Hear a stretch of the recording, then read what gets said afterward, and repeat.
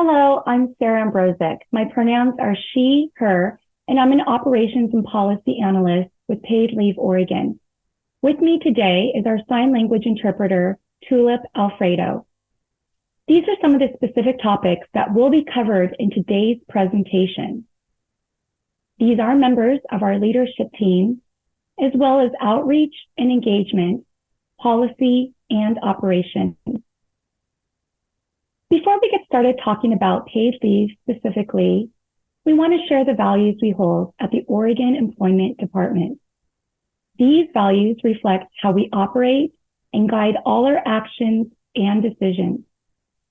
One of our agency goals is explicitly about engaging with communities in order to build strong relationships, and we are hopeful these sessions continue to build on that commitment.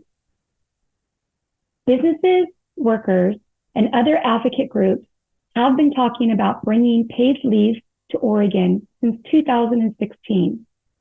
Paid leave was passed by the Oregon legislature in 2019 under House Bill 2005. The bill received support from various unions, organizations, and our advisory committee, who is made up of members representing businesses, workers, and community voices.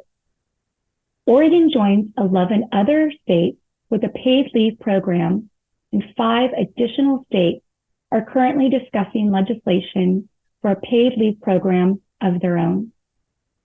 Contributions started on January 1st, 2023, and benefits will begin September 3rd of 2023. So who is covered? Paid Leave Oregon covers nearly all employers in Oregon, including for-profit, nonprofit, S corporations, and religious organizations. All employees, with the exception of federal and the tribal governments, are required to participate in the paid leave program. Paid Leave Oregon is a new program that ensures individuals, employers, and families of every kind have the time and support they need to care for themselves and their loved ones when life's important moments affect their health and safety. In Oregon, paid leave is for up to 12 weeks, with 2 additional weeks for some pregnancy-related conditions. Leave can be taken in 3 broad categories: family leave, to care for a family member with a serious illness or injury, or to bond with a new child after birth, adoption, or foster care placement. Medical leave during one's own serious health condition, and safe leave for survivors of sexual assault, domestic violence, harassment, or stalking. Something unique about paid leave in Oregon is our definition of family member. Paid leave defines family member as anyone related to employee by blood or affinity. For leave to bond with a child during the first year after the child's birth, paid leave will ask for one of the following: a birth certificate, consular report of birth abroad, a document issued by a health care provider of the child or pregnant parent, or a hospital admission form. For leave to bond with a new child after adoption or foster care placement, paid leave will ask for a copy of a court order, statement from the foster care or adoption agency, or other legal documentation confirming adoption or foster care placement. What qualifies as a serious health condition? Paid leave's definition of a serious health condition is similar to what some may be familiar with through the Oregon Family Leave Act, with some differences. Aspects of serious health conditions that qualify for Paid Leave Oregon and OFLA include, but are not limited to, conditions that require inpatient care, require constant or continuous care, pose a danger of death or are terminal in prognosis, involve a period of disability due to pregnancy, childbirth, or period of absence for prenatal care, or involve an absence to donate a body part, organ, or tissue. Involve a period of incapacity, and incapacity must involve one of the following: 2 or more treatments by a healthcare provider, or 1 treatment plus a regimen of continuing care. There is a notable difference between OFLA and paid leave definition. Paid leave recognizes a serious health condition that involves a period of disability or birth. This includes both physical and mental impacts related to the loss of a pregnancy. While the application for paid leave benefits is still being developed, there's a lot of information we do know about what will be required to verify eligibility for leave. For medical leave, the employee will need to verify their own or their family member's serious health condition by providing their basic information and information about their healthcare provider, the date when the serious health condition began or when it created a need for leave, the estimated duration of leave, and information sufficient to establish the claimant or their family member has a serious health condition. Verification for a safe leave can come from a number of places. Documentation can be gathered from an attorney, a law enforcement officer, healthcare provider, mental health professional or counselor, member of the clergy, a Title IX coordinator, or victim services providers, such as a child advocacy center or a sexual assault and domestic violence victim advocacy program. We recognize there are significant privacy, confidentiality, and safety issues when it comes to safe leave. In cases of safe leave where the employee is unable to obtain or provide verification documents, they may instead provide a written statement attesting they are taking eligible safe leave. One unique feature, we have a safe exit button on our website for immediate site closing and will delete all browsing history of the Paid Leave Oregon website. There are different rules for large and small employers. Paid Leave Oregon defines large employers as those with 25 or more employees and small employers with fewer than 25. If you are a small employer, you are not required to contribute. Paid Leave Oregon calculates their employer size for each year using their monthly employee count for the previous year. The employee count includes full-time, part-time, seasonal, and temporary employees, as well as out-of-state workers. Employers determine their size by counting the number of employees, including both inside and outside of Oregon, and is determined by the employer's payroll for the period that includes the 12th of the month. That count will be determined in April for 2023. Please note, only workers hired to replace employees taking paid leave are excluded from this account. More detailed instructions to determine employee size is located on our website under the resources page. If you are a small employer and agree to pay the employer portion of contributions, you may be eligible for assistance grants to help with the cost of hiring a replacement worker or other significant wage-related costs. To hire a replacement worker, you could receive up to $3,000 or up to $1,000 for wage-related costs, such as overtime or training. These grants are available up to $30,000 per year per employer. For employees who regularly work in both Oregon and another state, we look at 3 factors in this order. 1, where is the base of operations? 2, where's the work being directed from? And 3, where is the employee's residence? Contributions are a percentage of wages paid by both employees and employers. It is how we are funding the Paid Leave Oregon program. The contribution rate or percentage for paid leave is set annually no later than November 15th by the Employment Department and cannot exceed 1% of employees' gross wages. The rate for 2023 is 1% and is up to $132,900 in wages. Earnings over that amount are not subject to contributions. The 1% rate was set after 2 years of analysis and actuary data and numerous discussions with our advisory committee. The committee includes members representing businesses, workers, and community voices. There are a number of reasons why this rate was chosen, but it will be reevaluated every year.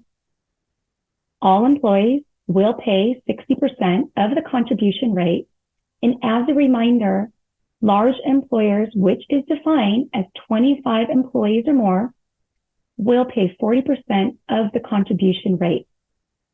Small employers with fewer than 25 employees are not required to pay the employer portion of contributions. This is an example of what contributions would look like.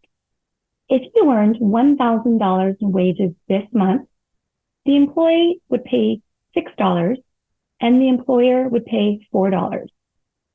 Employers may choose to pay the employee portion as a benefit for their employees. This slide shows some examples of what that contribution amount equals for different types of wage earners. As an example, if you look at the minimum wage worker, they would annually pay $168 and the business pays $112. 1 week of paid leave benefit for that same individual would be $540. Lowest wage workers will receive 100% wage reimbursement, and workers in middle and high income jobs will receive less than 100% wage reimbursement. Please refer to our website as we have a contributions calculator. When we calculate benefits, we'll look at how much the employee earns compared to the state average weekly wage of $1,224.82. For people earning more than 65% of that state average weekly wage, benefits will be calculated in the following way. 65% of the state average weekly wage plus 50% of your average weekly wage that exceeds $1,224.82. The maximum benefit one will receive is $1,469.78. As mentioned in the last slide, the state average weekly wage through summer of 2023 is about $1,225. If benefits were go to live today, the minimum weekly benefit would be $61.24, and the maximum weekly benefit would be about $1,470. These examples are based on approximations and average earnings over the course of a year. As we get closer to benefits going live, we will have a benefit calculator available on our website. The employee's job is protected if they have worked for their employer more than 90 days. This applies to both large and small employers. If the position no longer exists, the employer may choose to place the employee in a different position with similar job duties and have to have the same rate of pay. So what are the employee's responsibilities? Employees are required to provide notice when they need to take paid leave. For foreseeable leave, such as a planned surgery or a pregnancy, employees must give 30 days notice to their employers. In cases of unforeseeable leave, when unplanned events happen, the requirement is to provide verbal notice within 24 hours and written notice within 3 days. The rule allows for good cause exceptions if the employee is not able to provide notice within this time frame. Once the employee is on leave, they will be required to notify the employment department if there is a change to their leave status. The employer responsibility is they should notify the employees of the program by providing them with the model notice poster, which is available on our website. This poster should be placed in an area frequented by employees, such as a break room or a shared space. For remote employees, the notice should be delivered by hand, mail, or electronically. Employers began withholding contributions in January of 2023 and will submit those on behalf of their employees. If they are a large employer, they will pay 40% of the employer's share of the contribution. Contributions will be reported and submitted on the combined quarterly payroll report. A comprehensive guide for employers called the Employer Toolkit can be found on our website.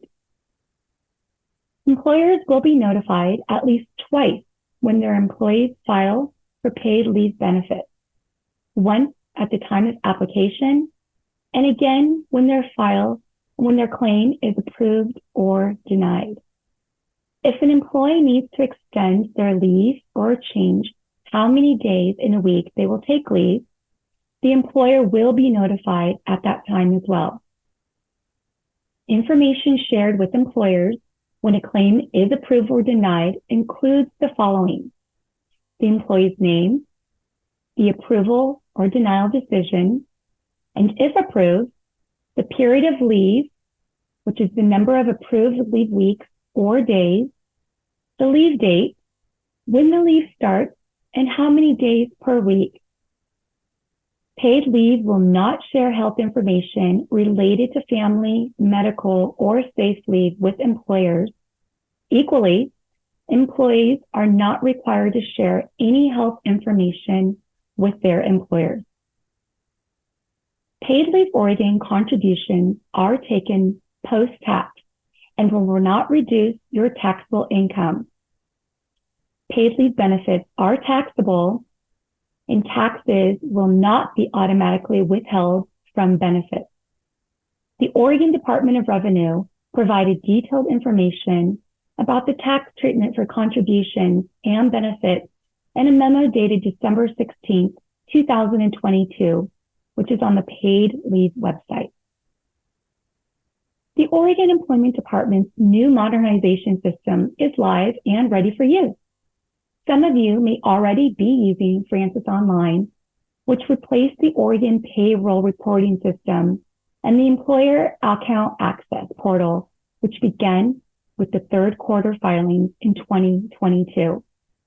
The new system will support combined payroll reporting, including unemployment insurance tax, workers' benefit fund, state withholding link tax, lane and transit taxes, statewide transit tax, and paid leave Oregon contributions. We also went live for this portal in Spanish. For more common questions and answers regarding Francis Online, you can sign up for a virtual workshop at francisinfo.oregon.gov. Some businesses will choose to purchase or create their own equivalent plan instead of participating in the state trust. Employers can provide this through a third-party insurer or self-insurance program at their place of employment and must be equal or greater than the benefits provided by the state's plan. They cannot withhold more money than the state plan and must cover all three leave types: family, medical, and safe. They also need to provide quarterly reports on contributions of wages to the Oregon Employment Department. For more information on equivalent plans, please visit our website, paidleave.oregon.gov. Paid leave does not replace existing leave programs, such as Oregon Family Leave and the Federal Medical Leave Act. Paid leave statute limits the total number of weeks of combined paid and unpaid leave in a benefit year up to 16 weeks. And that's up to 12 weeks of paid and another 4 weeks of unpaid under OFLA FMLA.